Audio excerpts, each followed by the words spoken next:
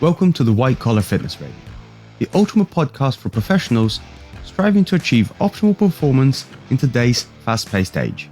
I'm your host, Bruno Dalladoni, and I'm here to help you achieve optimal performance even if you're short on time.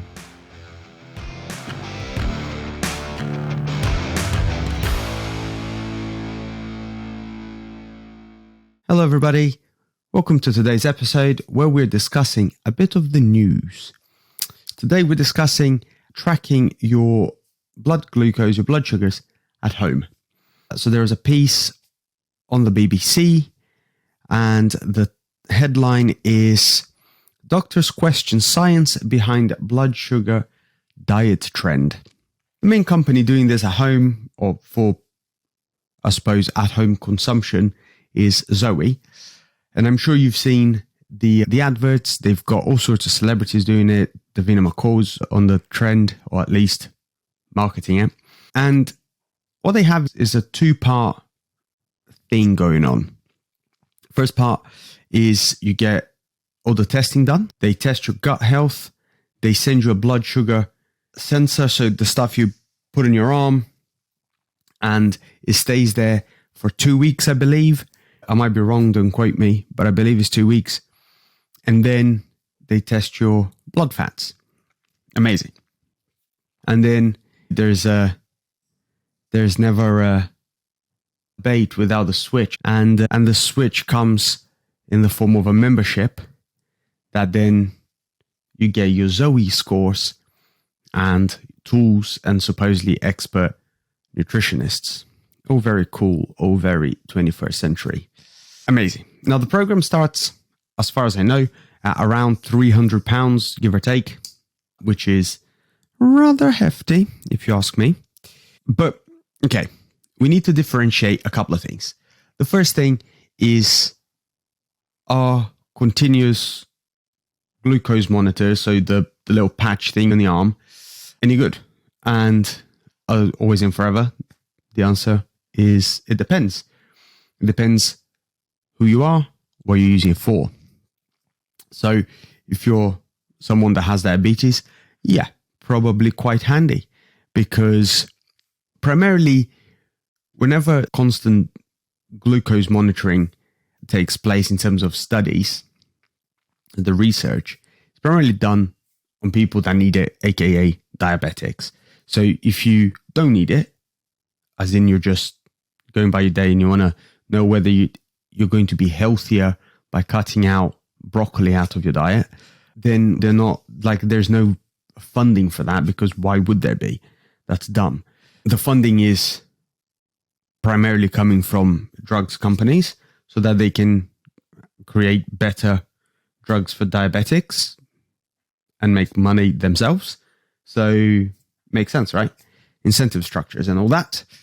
But also probably quite important for people that have diabetes, because obviously if your blood sugars stay consistently high for a prolonged period of time, so they're unmanaged and they're chronically high for a prolonged period of time, it can lead to all sorts of adverse effects, from organ damage through to amputations and all sorts of unpleasant and nasty things that we don't really want to think about. I would suggest that a continuous glucose monitor, if you have diabetes, probably worth talking to your doctor about. But this is not why we're here today. We're here to talk about people that don't have diabetes, in fact, and are using these things to figure out whether they can be a bit healthier, or maybe for some weight loss or whatever. The first question that always comes to mind for me is, what is the point? What's the point in doing that? And there might be a point. So I'm going to try to play devil's advocate as best as I can. I don't know that I'm going to do a good job of it, but I'll try. I think the first thing for us to think about is, if you're trying to do this for weight loss, the same principles apply, which is adherence. So are you going to stick with it? And calorie deficit, energy balance. Are you eating in a calorie deficit? If you're not, then start there. And is this thing going to tell you to cut out foods that you really enjoy and bring you some manner of, I don't want to say joy again, but like some people need a bit of chocolate in their diet to get them through the day. That's fine. But if this thing is then going to tell you that you shouldn't have any chocolate at all ever because it spikes your blood sugars, how likely are you to stick to that? And it is but human nature that once the first domino falls, everything else falls with it. If psychologically you go, if in your mind you go, yeah, but I shouldn't have chocolate and I've had some chocolate, you're then not going to go, okay, but I'll stick with the rest of it. What tends to happen, and listen, maybe you do and more power to you, but what tends to happen is you go, I shouldn't have had that chocolate and I've had some chocolate. Well, I've already blown it, so I'm going to have a pizza as well. We all know that happens. I think if the thing is for weight loss, then how likely is it to help promote, 1, better relationship with food, 2, adherence, 3, a calorie deficit. Okay, that's that on the weight loss front. Some food for thought as always. The next bit is, if you're looking for health, right? If the idea is that you want to be healthy, then I would suggest do the big stuff first. A bit of a random anecdote, but I had a client ask me, I don't know, shout out Dan. My client Dan asked me, I don't know, maybe a month ago about pre-workouts. What do I think? Do I recommend one? And again, it depends. After fleshing it out a little bit, why he was asking the question in the first place, my answer at the end was, I don't think you need it. And the reason for that is that if you're ticking all the boxes all the time and you're like on point, then yeah, some pre-workout might bring you some marginal gains because you might have an extra 5 to 10% now and again during your workouts. Maybe. And maybe it's handy if you're really tired and you really don't want to be there. But you have to balance those things out with recovery is more important than a bit of caffeine if you're going to work out. So is that going to impair your recovery? Is it going to affect other areas that are more important, that you're going to get more bang for your buck? This is, I suppose, the reason I'm bringing this up is to highlight that this applies here as well. And it's, are you doing the big stuff first? We are all of us, myself included, we're all suckers for a shiny thing. And if that shiny object is put in front of us, we tend to almost disregard the stuff that's working or the stuff that we know will work for the next shiny thing. We're all guilty of it. We all do it. And that's why salespeople tend to actually make half decent money. Don't be suckered in to the shiny new object because, like I say, playing devil's advocate, maybe it is really good. But for as good as it is, it's still not big. It's not like low-hanging fruit big. As in, are you having enough vegetables in your diet every day? Are you having enough protein every day? Are you having enough water every day? Are you having enough fiber every day? Are you limiting your caffeine intake to different, so you're not having it in the afternoon? All these things are much bigger bangs for your buck than, oh, I had an avocado and it spiked my blood sugars. Oh no. Okay. So, now, that's all the stuff talking about people using it directly and what they're using it for, and just some food for thoughts. But the other thing we need to think about is what Zoe does is they use the data they collect as part of a broader trend, potentially even a bit of a study. They're they talk a lot about microbiome, and they're studying the microbiome and how the foods you choose impact your own microbiome, so on and so forth. And they're trying to aggregate this to a bigger, let's say, data pool that they can then analyze and pull out trends of foods that affect the microbiome positively or negatively. This is, as far as I understand, what they're trying to do. I might be wrong, and if I am, then ignore me. But as far as I understand, that's what they're trying to do.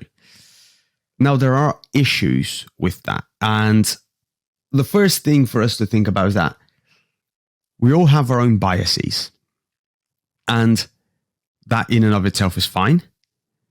But if you're giving the data, the raw data, straight to the consumer, if the consumer hasn't been trained in how to look at that data and disregard their own bias, that could lead to issues. Example. And this is, in fact, in the BBC article, so I'll read directly from it. Dr. Guess is concerned she's seeing patients who use Zoe's product cutting out foods she believes are good for their health because they seem to spike their blood sugar. That, in and of itself, can lead to health problems and is not recommended by the company. She adds, people who avoid carbohydrates will get temporarily, quote, an exaggerated glucose response, end quote, the next time they eat them, which she says is perfectly normal. But that could potentially lead them to think they are unable to tolerate carbs at all. In a real world scenario, yes, the company says that, great, they have to cover their legal behinds. But they're effectively doing is as a nutritionist, I know, right, that if you haven't had carbs for breakfast or a couple of meals, you've avoided having carbohydrates for a while. Next time you eat them, you're going to get a big spike on your blood sugars. Amazing. That's normal. That happens. Your blood deals with it. Your body deals with it. And you go on your merry way and you're none the wiser. But what if you are the wiser? What if you see that data on your phone and you have already had in your mind, because for years you've been bombarded with keto adverts, that carbohydrates are in fact the devil. It's the monster under your bed, and if you have carbohydrates, you'll die a painfully slow death. Now you're seeing that graph tell you that you had one too many raspberries and your blood sugar spiked, and voila, we've got a perfect recipe for disaster, because you're imparting your own biases into raw data without any real background knowledge to the subject. So that is a bit of an issue. And like I say, I understand that the company says that they don't recommend it or whatever, but we all know that they're just hyperventilating about stuff that they know happens. But they do have to publicly say things because they have to cover their ass. So, next. Zoe is also, like I say, collecting data on your food choices, on your blood glucose, your gut microbiome, and so on. And the problem is, because people are not in a study setting, okay, you can't really tell what is correlation and what is a causation. As in, you can't tell what's coincidence and what isn't. So they're aggregating, like I say, as far as I understand, they're trying to create some sort of large data pool from other people using it. And that's fine. But science and studies are based on confounding variables. How many variables can you control so that when you then do your intervention, you can then have real data whether the intervention is working or not? This becomes very difficult because you've got people just running their day-to-day lives and making food choices. And there's another thing too, right? Which is the gut science, let's call it, is very new. as study fields go, scientists by and large don't really know what any of it means anyway, to start off with. I've always said it. Anybody that tells you with 100% certainty something, you should probably be a bit aware of them, unless they can show you where they're getting their data from, which fine. But the stronger the claim, the stronger body of evidence you want to be shown. And because it's a relatively new field of study, there isn't really real strong evidence for much of muchness, really. Now, sure, there's evidence building for things. There's evidence building for the brain-gut axis. Cool. But I wouldn't feel particularly comfortable sitting here and telling you that's what it does, because they're still studying it. They're still getting to grips with the stuff. Like I said, we don't really know what any of it means anyway. And then there's also the fact that whenever you get people to hyper-focus on things that they probably didn't need to hyper-focus on in the first place, that can lead to potentially eating disorders where it comes to this stuff. We know that by and large, not everyone obviously, but by and large, people that have eating disorders like to focus on numbers because it gives them a sense of control. If someone's got that propensity, or that, they lean that way, but they haven't fully developed a bit of an eating disorder, now they're tracking and they can see their graphs and they can see that if they have X food, Y food, it spikes their blood glucose, this and that. Well, you're giving them numbers to work with. You're giving them a reason to be hyper focusing on things that they didn't really need to hyper focus on. So I'm not saying that everyone, I'm not even saying that most people will end up with eating disorders, but as far as I'm concerned, even if one person ends up with an eating disorder because they didn't need to, it's one too many. There you go, guys. As always, food for thought for you. If you enjoyed the episode, let me know. If you have comments, again, let me know. And like, rate, share, subscribe, all of these fun things. Give us a 5-star review wherever you listen to your podcast. And I'll catch you guys next time.